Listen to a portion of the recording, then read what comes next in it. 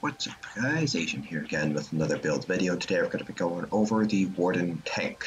So Wardens, as a tank and as support roles in general, are kind of second in line when it comes to DKs in terms of tanks and Templars in terms of healers. But Wardens by and far are actually far more powerful than you would initially think when compared to DKs and Templars, mainly because they have a lot of unique tools in their class abilities that kind of give them and the group unique buffs or utility that the DKs and the Templars might not necessarily have, at least not to the same capacity. That being said, Wardens do have several weaknesses that you kind of want to be a little bit aware of before you decide to go with a tank or a Warden tank or Warden healer. So that's just something that we'll discuss today with the Warden tank. But by far, Warden tanks are widely regarded as the second best option when it comes to tanks when compared to Dragon Knights. Mainly because of their helpful sustain, as well as, like I mentioned earlier, the buffs that they're able to provide for both themselves and the group that really can't be gained anywhere else or are more difficult to gain from other sources. So just like the rest of our build videos, we'll be going over gear, skills, attributes, CPs, everything you need to know in order to recreate this build yourself.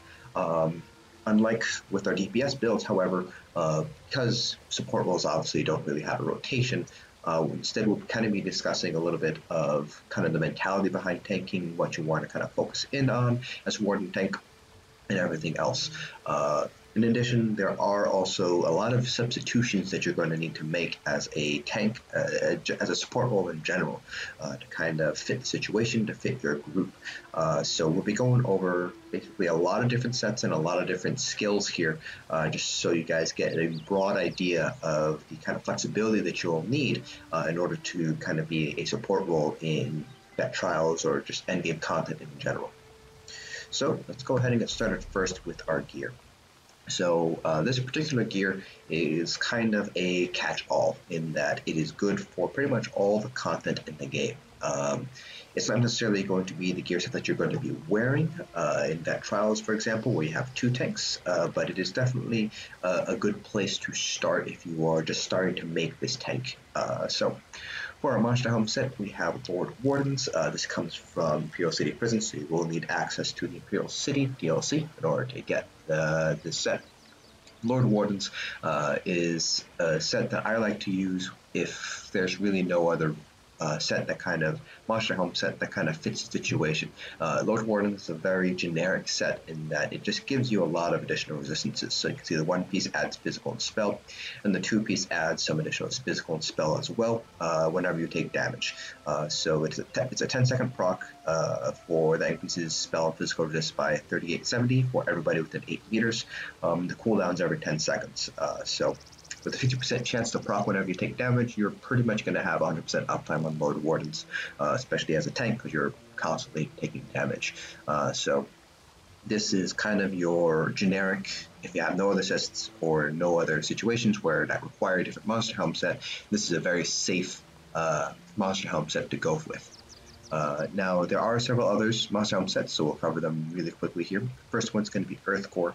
Earthgore is a little bit more niche. You're not necessarily going to be using it in every single fight. I tend to use it more for fights where I know I'm going to be taking a lot of damage and I need a little bit of burst heal here and there.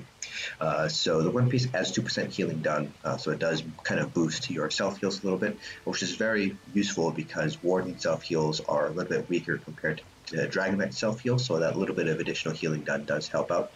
And then the two piece, when you heal a friendly target, that also includes yourself under 50% health, you conjure a pool of quenching blood underneath them, which soaks up and one enemy placed effect instantly and heals all friendly targets in the area, in this case for 39,000 health over 6 seconds.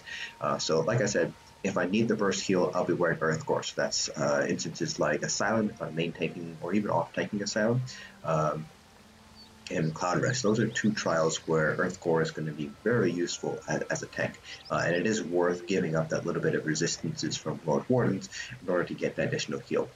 Now, the big downside of Earthgore is that it can only proc once every 35 seconds, so it's a very long cooldown.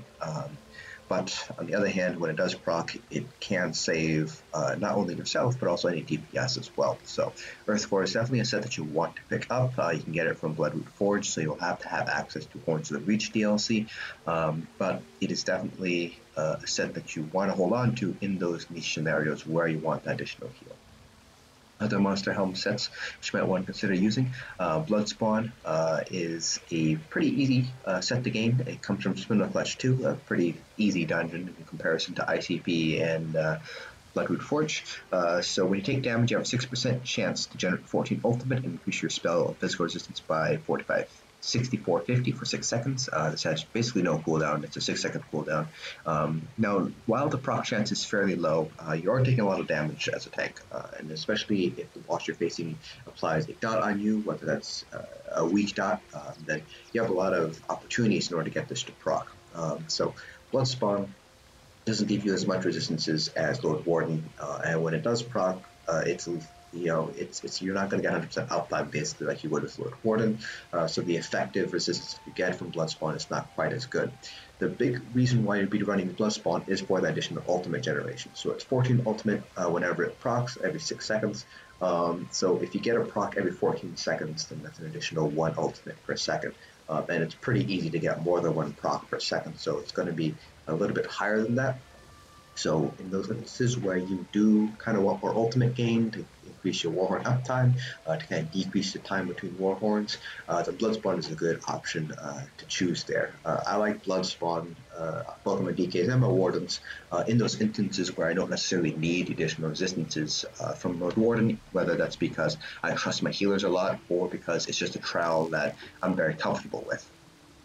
Another Monster Helm set that you might want to consider picking up is going to be find Thurvokun. So Thurvokun comes from Fanglair, so you will need the Dragonbones DLC. Thurvokun, again, very similar to Earthgore in that it's a very niche set here. So it adds max health, and then when you an enemy damages you, you summon a growing pool of Desecrated Bile for 8 seconds.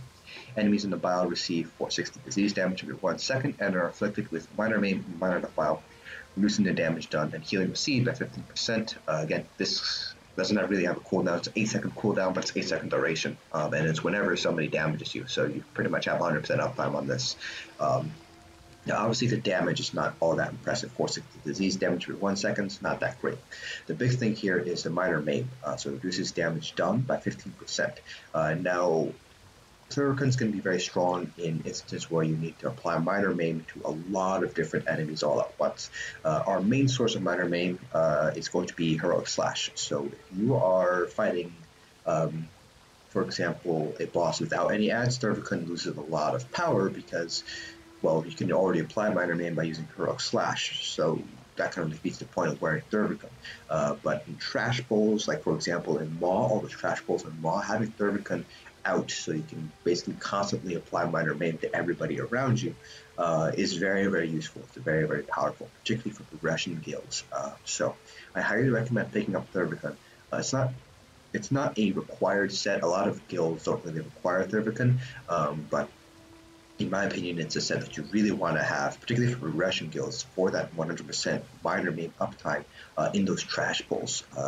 It just really helps out your DPS survivability. Now, one final Monster Helm set that I do want to mention here is going to be Vykosa. This comes from Moonhunter Keep. So it adds 4% healing taken, so that does affect self-heals as well as heals from your healer. So again, very useful to have that there. It's 2-piece. When you bash an enemy you've taunted, you frighten them with a deafening howl, applying major maim to them for 3 seconds, lowering their damage done by 30%. This effect can occur once every 15 seconds. So Vykosa does require a little bit more skill on your part. You kind of need to know when to time that bash. But when used correctly, you can reduce damage by a pretty large margin. So a couple of examples of when you might want to use Vykosa would be against a warrior in HRZ, particularly on hard mode. If you time it correctly, you'll be able to reduce a lot of damage from Starfall, as well as the channeled swipes that he does. And another good example would be, for example, the Excitement General. And during Execute, if you're able to bash him, sure, you're not getting major maim up for very long, but it's only for 3 seconds. But it basically adds that major main uptime. A lot of guilds, when they run VHoff and get up to the 7th general, they usually have a Templar healer running Nova. So this just kind of helps out the survivability of the group a little bit. I mean, sure, it's not very good uptime, but when those 3 seconds with that damage reduction might make or break a run, especially because execute in halls is fairly long, so there's plenty of opportunity to proc Vykosa. But a lot like Earthgore and a lot like Thurvokun, this is a very situational set, and it does require advanced knowledge of the fight and kind of know when to time it. But it's definitely a set that I would pick up. You do need Wolfhunter. It comes from Moonhunter Keep, and it is a fairly difficult dungeon just because not a lot of people are 100% aware of all the mechanics. But if you can finish it, then definitely pick this set up. So those are all the monster helm options out there. There are several others out there, like some of Seven of Gams or Engine Guardian, but those in general are a little bit weaker or less useful, or they're so niche that I don't really see a point in farming for them. But there are other monster helm sets that you could wear there. Now for our first 5-piece sets, so this is going to be the way that tanks work. You basically have 2 5-piece sets. Generally speaking, you have one set that's a little bit more selfish. I like to call it the health set. Got an itch on my ear. And then the other set is usually something like a debuff set or a buff set.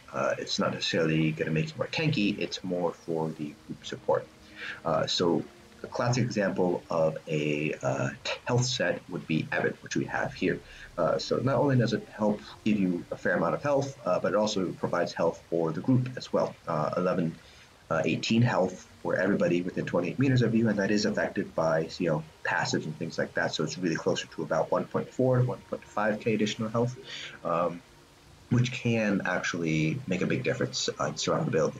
A classic example that I like to give is any AoE damage. Let's say there's a boss that does an AoE damage that basically hits everybody in the room for, let's say, about 16k or so. Most DPS run between 16k and 17k health. So depending on their resistances, that 16k hit might become 17k or something like that. So if they are running, let's say they're Magicka DPS running 16,360 health, with Witch Mothers at the 1 health with. If that AoE damage deals, let's say, 17,000 on them, they die right away. It's a one-shot. However, if you have Ebon on, then their health goes up to about 17.6, and that 17k hit, they'll be at 600 health, but they'll still be alive. So dead DPS is never good, because that usually results in a negative loss, even greater loss, just because somebody else, usually DPS, will have to res them. So Ebon is very strong, probably the best group support that you can provide as a tank in terms of survivability. So you always want to have at least one tank running Ebon in trials. Now, other replacements for the set, there's really only one other that I would usually always recommend, and that's going to be Plague Doctor. Plague Doctor. So this is a very, very selfish set. So it just adds max health to you. When you goal it out, it adds 4,000 max health. So very, very selfish. But if you have another tank already running Ebon doesn't stack on each other. So it's not like you can wear 2 Ebons and get about 2k health additional. So if somebody's running Ebon, you might as well run Plague Doctor, particularly as a Warden, because a lot of your heals are based on your max health. So having more health basically means your heals are going to be a little bit stronger. So this is one set that I would recommend picking up as well. Now, there are several other sets here, but first let's go over the next set here, which is Alkosh. Alkosh is by far the strongest debuff set in the game right now. So you don't really worry about 2, 3, or 4-piece, but the 5-piece is where Alkosh really shines as a tank set. So whenever you activate a synergy, set up a shockwave from your position that deals physical damage basically over 10 seconds, but it also reduces the physical and spell resistance of any enemy hit by 30-10 for 10 seconds. So that reduction in resistance is what makes Alkosh so strong. So whenever you activate the synergy, you basically have a 3,000 reduction in spell resistance, which is huge. And with 2 tanks running Alkosh each, it's very easy to get 100% uptime on Alkosh, or close to 100% uptime on Alkosh. So this is a very, very powerful debuff set that I would highly recommend every single tank pick up, just because it provides so much additional DPS. So if you guys our DPS, and you guys have kind of heard me say this a lot, increasing penetration or reducing resistances is the easiest way to gain DPS. So that's what makes Alkosh so strong here. Now, if you don't want to run Alkosh, there are several other options here. Let me go through them quickly. So the first one's going to be Akaviri Dragonguard.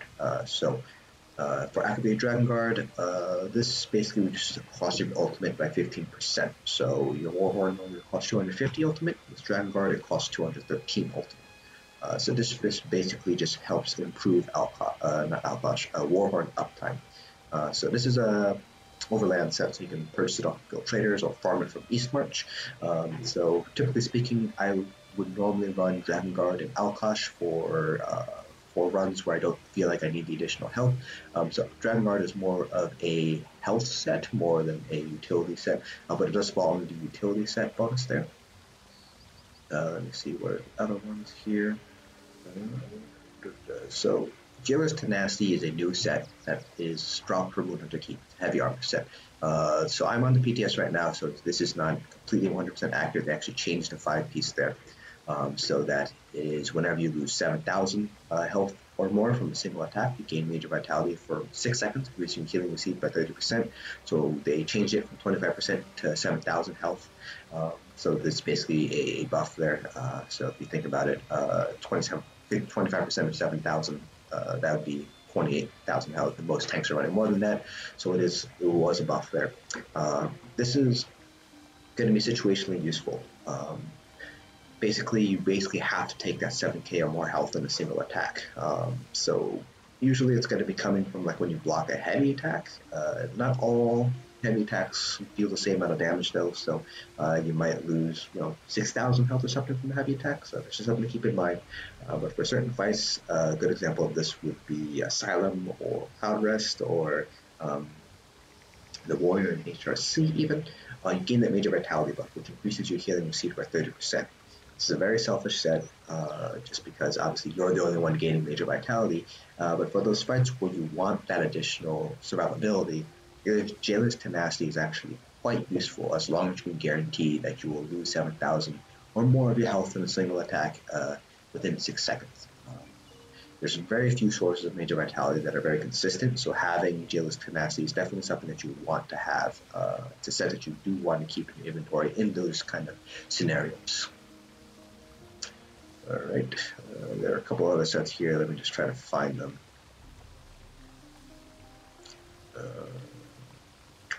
Actually, I think that is it for in terms of sets here. There is one set that I don't have here because it is a crafted set, and that's going to be Torx Pact. So there is a stipulation with Torx Pact here. Currently, on live, whenever you have a enchant with the same name, so Crusher Enchant is a good example. The enchant will refresh each other. So let's say you have one Infused Crusher Enchant with Alkosh, no Torx, and you have a Torx Infused Crusher Enchant.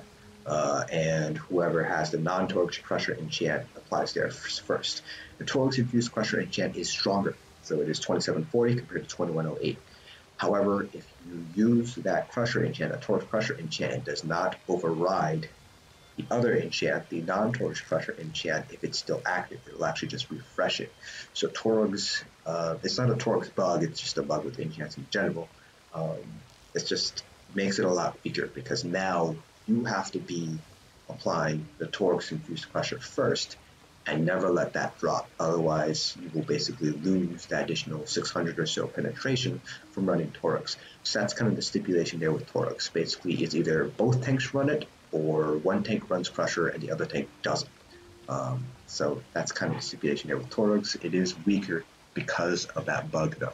So I would still recommend picking it up because if they ever do manage to fix that bug, then Torx does come back and become a little bit stronger. But for right now, it's one of those sets that you want to keep on hand but not necessarily use. There are several other sets that you might want to consider that are not what you would think about using. So Yorvel's Guidance is a classic example of this. So it's a light armor set found from Sea Called the Peak. You use this for jewelry and weapons, obviously, because you don't want to wear light armor on your body as a tank. But this is actually quite useful. It's more useful than you would think. The additional magic regen, obviously, because you do want some additional magic regen. 2% healing done just helps out yourself heals. But the 5-piece, when you increase the duration of all your major and minor buffs and damage shields you apply to yourself and allies with 40%, that's actually fairly useful, especially on a warden, because your buffs not only do you apply to yourself, but a lot of them actually apply to your allies as well. So having that additional, duration is actually quite useful. You don't have to necessarily use, for example, Ice Fortress all the time now. You have 40% additional duration, so that saves you a little bit of magicka, so you don't have to cast it all the time. That being said, like I mentioned earlier, your world is a light armor set, so you will need to get jewelry and weapons. And one thing I do want to mention here, a set that I think you might want to consider using is going to be either Spell Powder Cure or Olivime, and this is going to be more for 4-man content where you're running 3 DPS and 1 tank, so that way you're able to basically keep giving your DPS major courage. So that's, again, very, very specific, very, very niche. Not many people do it, but it is something you want to take into consideration. Spell Powder Cure and Olivime are both light armor sets, so a lot like your World's Guidance, you'll need the jewelry and the weapons if you do want to go this route. Also, the disadvantage is that you do have to change your attribute points around, because Spell Powder Cure and Olivime both give max magicka.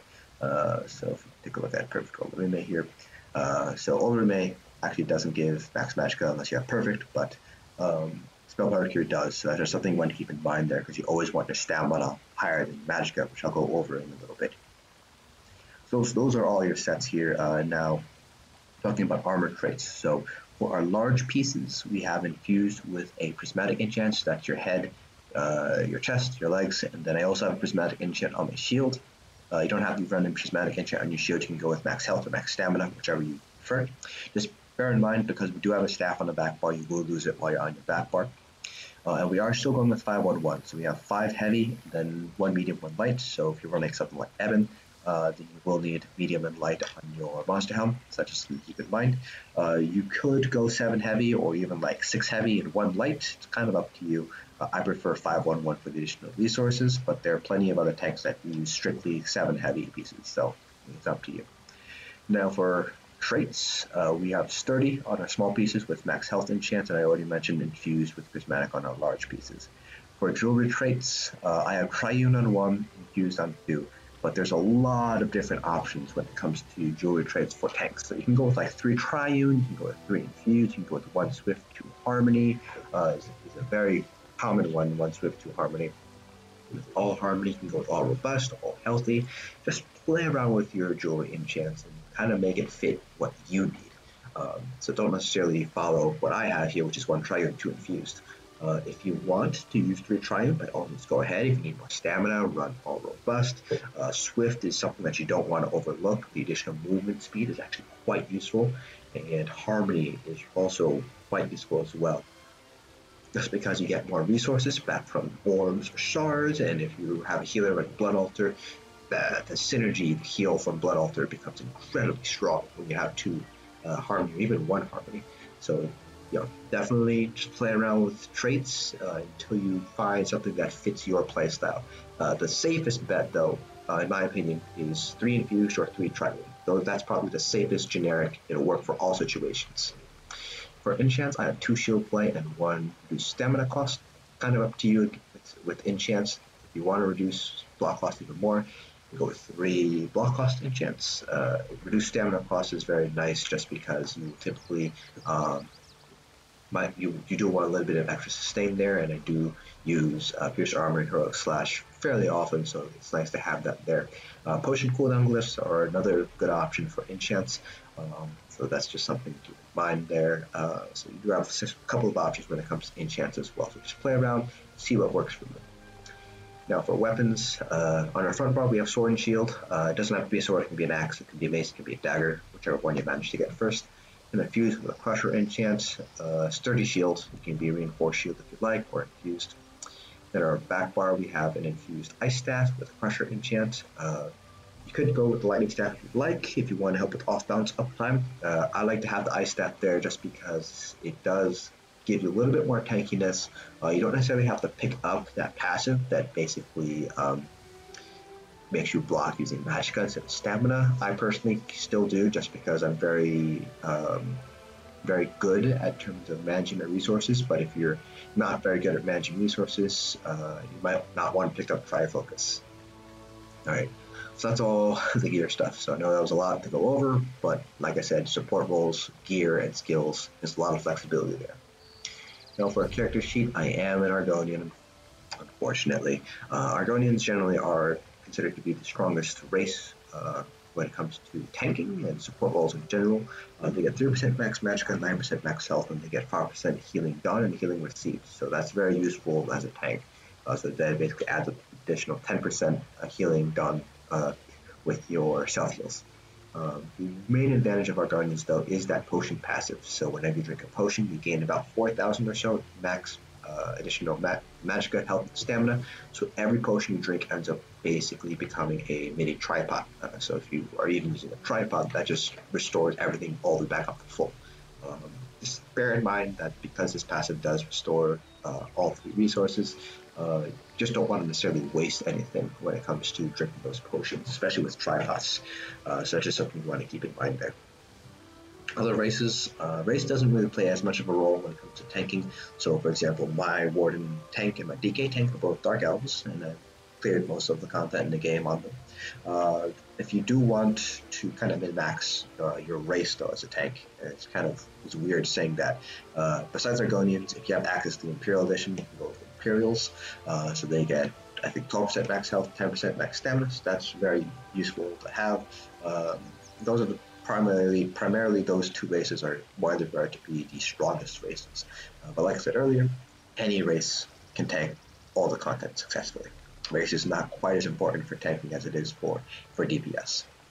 Now for attributes, this is going to vary depending on how much health you want, how much stamina you want. Your race might play an option depending on if they have max resource passives. So for this example, I have 30 health, 24 stamina, 10 magicka.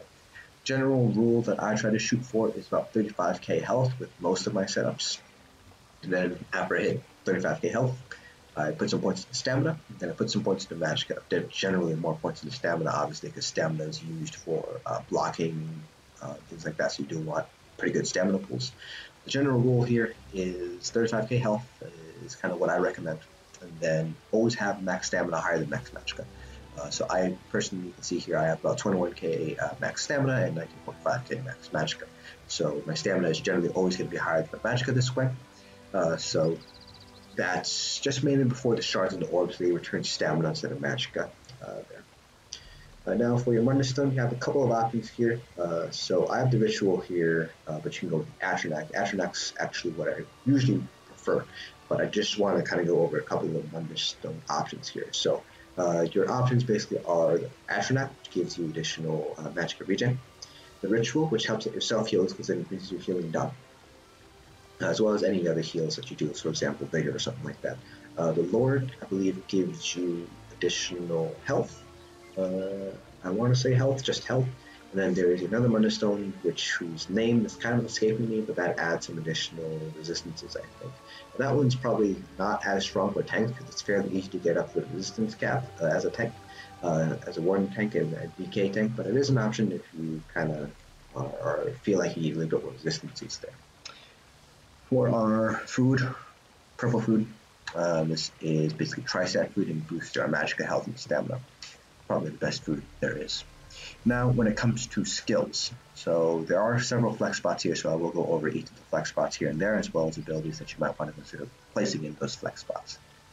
Pierce Armor, Heroic Slash, those 2 are pretty much staples. I always recommend having them there. Leeching Vines, this is a flex spot. This is here for the minor lifesteal, but you can replace this with Blood Altar if you want the additional lifesteal, or if somebody's already running lifesteal this with Blood Altar, then you don't need to have Leeching Vines either. But it's also that heal that occurs every second whenever you take damage. That's pretty nice to have. It kind of basically acts as a kind of absolute damage mitigation, so to speak. Polar Wind, this is going to be your self-heal. So it heals for 90% with 100% into Blessed. So that's basically your additional healing done. So it's actually a fairly decent heal, so you get 90% right away, and then you get additional 10% over 10 seconds. It also heals somebody else nearby for 90% of your max health. So that's why Wardens tend to run a little bit higher health, just so Polar Wind heals for a little bit more. Shimmering Shield, this is this is again a flex spot here. So if you aren't fighting an enemy that doesn't have any projectiles, then don't run Shimmering Shield because it's basically going to end up being useless. So this is basically kind of like DK Reflective Plate or Absorb Magicka. The difference here is that Shimmering Shield, when it does absorb a projectile, gives you a little bit of Magicka back and also gives you Major Heroism for 6 seconds, which basically gives you the equivalent of 2 ultimate every second. So Wardens are the only ones you can get Major Heroism from an ability instead of a set. So Shimmering Shield ends up being very, very powerful in those fights where you do have projectiles going on. And they can absorb a lot of damage. You can see here it absorbs 53,000 damage from 3 projectiles. So it is quite a strong ability to have, but again, it is dependent on whether you have projectiles in your fight. For ultimate, we have Feral Guardian. Now, obviously not going to use this. This is here for the Flourish passive, so you get 12% additional magic and stamina regen. It's more for the magic regen, stamina regen. You can replace this with a bunch of different ultimates though. So a classic one that you might want to use is going to be Barrier, Reviving, or Replenishing. You do get additional regen. You get 10% from magic aid. And it's a little bit more useful as an ultimate when you actually use it, because there might be instances where you do want to use Barrier there. Now for a back bar, Inner Rage is your range taunt here. You will need to have 1 dash of staff ability. So I like Blockade of Frost, but you can go with Crushing Shock if you'd like for a ranged interrupt, or you can go with Ellie Drain to help out with major breach as well as minor Magicka Steal, so that way you can kind of free up a slot for your healers. Beyond that, you have Ice Fortress. I typically will recommend having Ice Fortress here for the major ward, major resolve, and also minor protection as well. Then you have Bull Mesh. This is stamina return, so very important to have that here. Then Gripping Shards is another flex spot here, so this is going to be used for trash, where you need to kind of root them in place. Just throw it down. It does center on you, so you basically need to be within the area of the enemies you want to immobilize. And what you do after this, it basically acts like a slightly inferior version of DK Talons. Basically, it's a root. And then for ultimate aggressive Warhorn, this is a no-brainer. You must have aggressive Warhorn. It's just the strongest support ultimate in the game right now. Now you do have several options when it comes to flex spots. So you do have several flex spots here. So you have kind of 2 on the front bar, and you have I would say 1 on the back bar. In terms of here under Winter's Embrace, you can have Frozen Device. This basically acts like a slightly clunkier version of Chains. And there's also one of the few sources of Major Maim as well, if you're able to obviously teleport whatever you threw it down on. So this is mainly for an replacement for Chains. It's a little bit more clunkier to use, it's a little bit more, takes a little bit to get used to it, but it still works very well as a replacement for the Dragon Knight Chains. Under the one-handed shield line, you can go with Absorb Magic if you don't really have anything else you need to run on the front bar. Obviously, it's only on your front bar here. It also is a nice heal as well. So it's just an additional way of healing yourself in those fights where you have spell projectiles. You do get additional block cost reduction and damage reduction while blocking.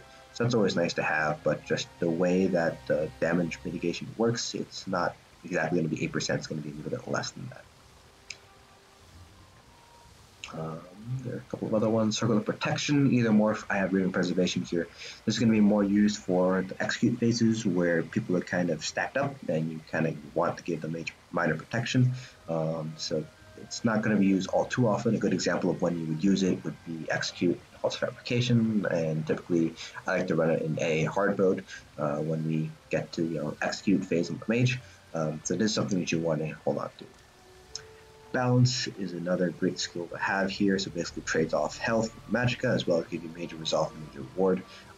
So you can run this instead of Ice Fortress if you'd like. You do lose out on minor protection, but it does help out your sustain a lot because you're basically able to regain Magicka fairly easily.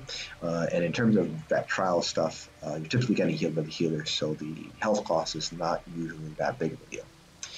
However, if you don't want to do that, if you want to maintain your minor protection from Ice Fortress, you can use Deep Thoughts instead. So this gives you back all your resources, health, Magicka, and stamina, every second. The downside of using Deep Thoughts is that while you are using it, it's a channel, so you're not able to block. Now, if you have the Deliberation passive, you gain major protection, but blocking is obviously going to be much stronger when it comes to damage mitigation than major protection. So that's just something you want to keep in mind there. If you do decide to drop Ice Fortress and just run Balance instead, you can still get minor protection on the front bar here if you replace the bear with Temporal Guard, which gives you minor protection while it's slotted. Or you can put it on the back bar. You'll usually put it on the front bar because that's the bar you're normally going to be taking things on. So it's just something you want to keep in mind as an option. Temporal Guard is also something you want to pick up if you ever want to do Cloud Rest on Bed. It's a very, very easy way to combat Baneful Mark. If you just hit it and you're back up to 100% health after use of one ultimate, it's really nice to have that. Now, under the Untitled skill line, you have several options here. All the skills that I have here unlocked are potential options for flex. So Overflowing Altar for the lifesteal, as well as the Blood Feast synergy. You can see here it heals for 84% of this activator's health. That's a huge, huge heal there. It can even crit, so you can even heal for more than that. Bone Surge, this is less for the shield that it gives it, but more for the Major Vitality and 6 seconds of Major Vitality. Again, pretty situational. It's going to only be used in situations where you need the additional heal and you're already kind of stacked up against the DPS. Good examples would be Cloud Rest. So otherwise, you're not really going to be using it all too much. And then finally, Energy Orbs. It's a nice heal. You can see here, heal 600 health, a little over 600 health every half a second. So it is nice. It's not obviously going to be quite as strong as coming from the healer, but you also are able to kind of give this synergy out, this resource synergy back to your healers as well. So it does help out with sustain a little bit there. We're closing things off with 2 last skills. Echoing Vigor, this is a stamina-based heal if you ever want another self-heal for whatever reason. And then support, you have Efficient Purge. So in those fights where you have debuffs, you gotta cleanse. Efficient Purge is the best way to do it, just because you're not running Blue Betty, so you're not able to get that free purge off. So you do want to have Efficient Purge ready and available for those fights. Now for our champion points. CP cap is 780, which gives us 260 points to put across each of the 3 different constellation colors. Starting off with our green CPs, 75 Arcanist, 75 Tenacity, and that just leaves 110 points, which you can put really wherever you like. You can even push Arcanist and Tenacity up to 100 if you'd like. It's kind of up to you. So I personally have 40 Shadow Ward, 40 Tumbling, and 30 Warlord. Now for our blue CPs, if you're going strictly tank, so you're not a DPS on the side or anything, this is what I would recommend. So you have 100 Blessed, 100 Elfborn. That leaves 60 more points, so you have to shift these points around. Then you would put the remaining 60 points into Precise Strikes. You will miss that jump point by 1. Unfortunately, it's just kind of a side effect of it. But it basically gives you a little bit more healing when it comes to using Vigor or something like that. So it's nice to have that additional healing ability there. Finally, for our red CPs, so as a tank, you kind of want to go for a very balanced approach here, just because you're taking different sources of damage than DPS. So you're typically going to be taking both physical and magical damage, and you're taking a lot more direct damage hits as well. So the distribution that I have here is kind of more balanced out, but obviously you can shift points around if you would like. So obviously you can take points out of Thick-Skinned if you want to put more into Ironclad or things like that. So I have 66 Ironclad, 66 Thick-Skinned, 64 Hardy, and Elemental Defender. That pretty much covers 260 points. Now, I don't typically recommend tanks picking up the Field Physician passive. You generally will not be rezzing unless you're the off tank. And even then, you're a tank. You have a lot of resistances, so you don't really need the additional damage reduction from Field Physician. That being said, though, there are going to be some fights and some trials where you do want some additional healing received. You will have points in the quick recovery here. That's simply going to be something like Asylum or Cloud Rest. So that's just something you want to keep in mind. Don't forget about quick recovery. It does end up being kind of useful in certain fights. Alright, so that is all the build information. So let's go over kind of the philosophy behind tanking. So my personal approach to tanking is be survivable enough that you're obviously not going to die every 2 hits or something like that. And the rest of the time, you're basically going to be buffing and debuffing. So obviously you also want to keep the boss taunted, but beyond that, it's a lot of just kind of reacting to what the boss is doing and then kind of making sure your buffs and debuffs are active. So the abilities that you always want to have up, though, there's certain abilities that you always want to have up. So on your back bar, you always want to have Netch up, because this is going to give you your stamina regen. Stamina does not regenerate while you're blocking. It's really important to have Netch up. The other thing is, whatever you use for your source of major ward and major resolve, whether that's balance or ice fortress, you want to make sure that's up as well. Obviously, for the additional resistances, gives you more survivability and so on. If you're using ice fortress, it also gives you that minor protection, so you do want that little bit of additional damage mitigation as well. If you are using Blockade on the back bar, keep that Blockade up.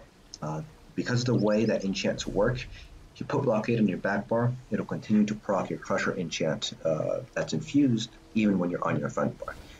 So if you have two different enchants here, so let's say you have like a Weakening enchant on your front bar, if you keep Blockade up on your back bar, the Blockade will proc the Crusher enchant on the back bar even while you're on your front bar.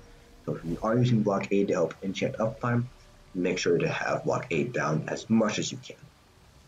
And then on our front bar, the most important thing to have is going to be, besides your taunt obviously, is going to be Heroic Slash. One for the minor heroism, so you have that additional ulti gen, basically just lets you get Warhorn out faster. And then the second reason is for that minor main, reduces damage dealt by an enemy by 15%. So it's a pretty nice damage mitigation. So always want to have minor maim up on the boss. It just reduces the damage you take, and it reduces any damage that your group takes as well. So those are kind of the abilities that you always want to keep up. Again, Netch for the stamina regen, Ice Fortress or whatever your source of major ward and resolve is for the additional resistances. Blockade, if you are using Blockade, for the additional enchant uptime on your back bar. And then Heroic Slash for the minor maim and minor heroism. Now, if you're running something like Leeching Vines or Blood Altar, I also highly recommend having that out for the minor lifesteal. Additional heal over time is very nice. Again, it's not going to be absolutely necessary, depending on whether your healers are also running Blood Altar or not. And then obviously, when you feel you need additional heal, self-heal, you hit Polar Wind. It heals 90%, and I believe it can also crit as well, so it can kill more than that, even at the 10 second afterwards, that 10% additional health you receive, that can also crit as well. So it can sometimes end up being a little bit more than 19% or 10%. So it's kind of up to you if you want to keep that or not. I personally don't. I personally just use it whenever I need it to heal. Which the additional kind of healing tech that kind of goes on afterwards is kind of nice to have there. Do keep in mind that Wardens don't have a native source of minor vitality, unlike Dragonite, where they can use Green Dragon to gain minor vitality. So that's just something you want to kind of keep in mind there when it comes to how much damage you think that you should be taking. It's really hard to kind of explain the philosophy of tanking without actually showing you guys a video where I tank on a Warden. So I will try to get that out. So, trying to get support roles, videos out for vet trials, so you guys can kind of see what I do as a healer, as a support role, as a tank. So I can kind of narrate that for you, what's going on in my mindset in this particular fight. So I will try to get that out there. It's kind of hard to describe the philosophy of tanking, what I do as a tank, without actually showing you what I do as a tank. But that's basically it for this video. If you guys have any questions about tanking or Warden tanks, feel free to leave them down in the comment section below. I'll try to answer them to the best of my ability. If I can't answer the question myself, there are plenty of other tanks I can ask. Leofa is always willing and able to answer questions that I might have for tanking, so I might ask Leofa and get that answer back to you guys there. So I hope you guys found this video informative, and I will see you guys in the next dungeon.